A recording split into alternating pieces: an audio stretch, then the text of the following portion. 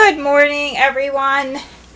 This is my second video on using the pool noodles to protect my needles on the knitting machine. So this knitting machine is a Model 100 and it is a vintage. So what I've done here, as you know, the people that are familiar with knitting machines, the needles come out. I'm putting the needles all the way back, all the way down the needle bed. This is the carriage. So what I'm going to do is cut the pool noodle. And notice when I cut them, they don't shred. They're really good. Like, it's better than styrofoam. I've cut it down here. I'm going to place the pool noodle over the gate pegs and somewhat over. Oh, that fit very nice. This machine is I believe a standard. The other machine video I made a few weeks ago,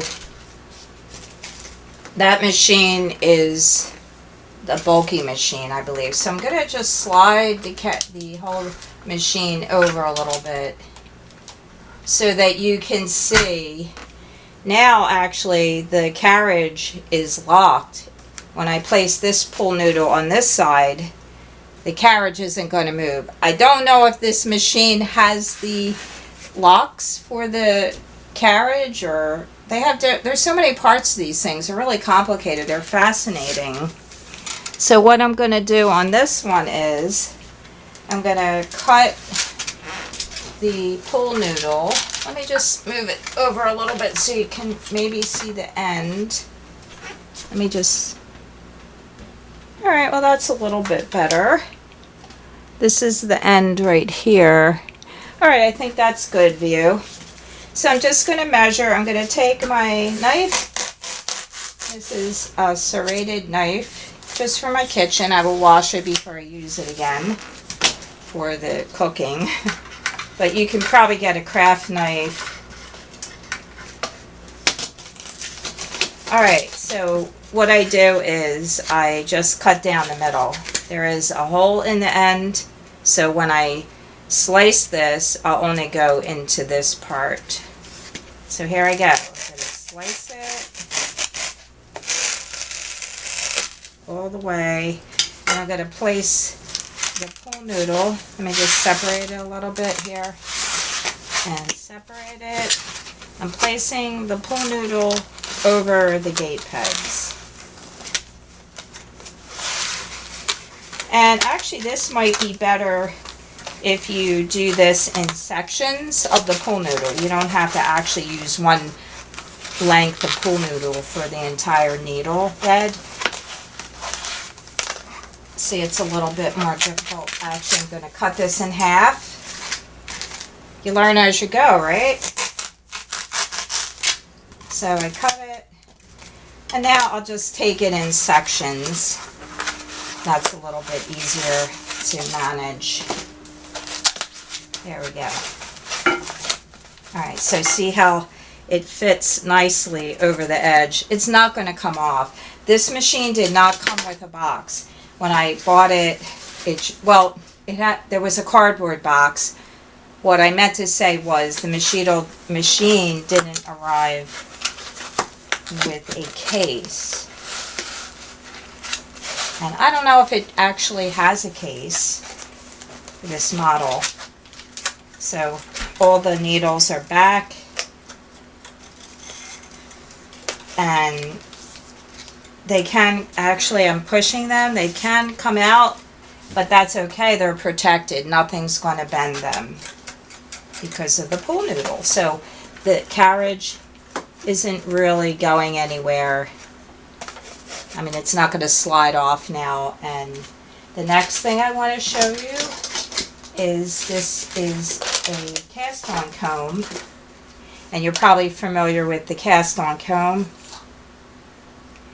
These are really fine wired little hooks.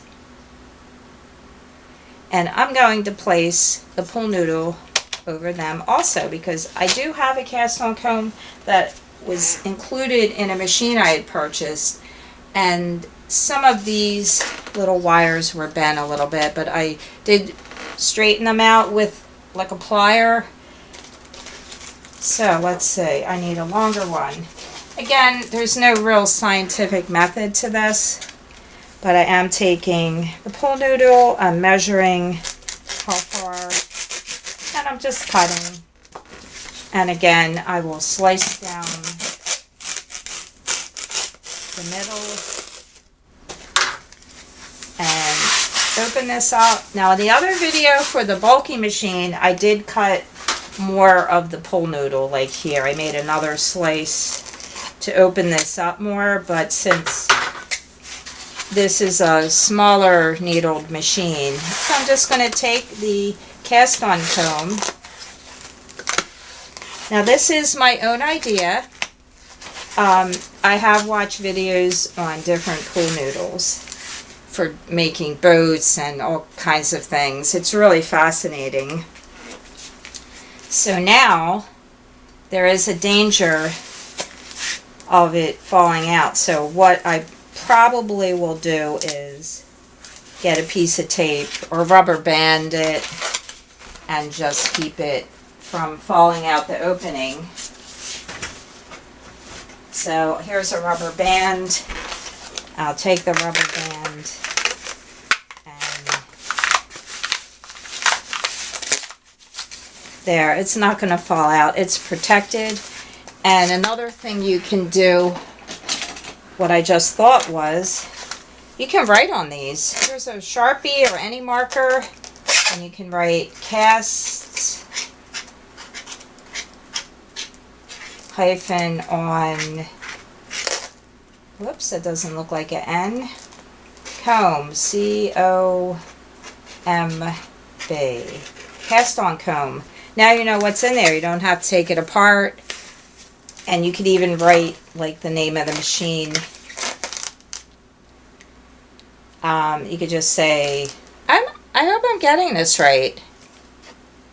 I think this is a standard, right? If it's just for like fingering weight or sport weight.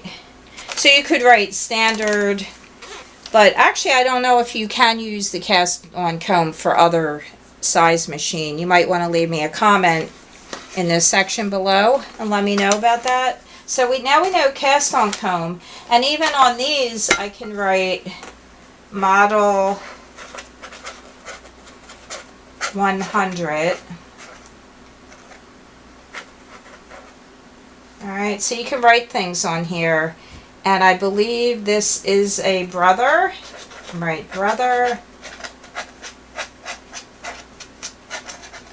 So there you have it. You could get a box somewhere at your grocery store to put this in. The box that arrived with it was really beat up, or maybe you can find even a suitcase that's long enough to place this in with all the supplies. Here is the other part that came with this. Alright, so that goes in here. And then there's a little tray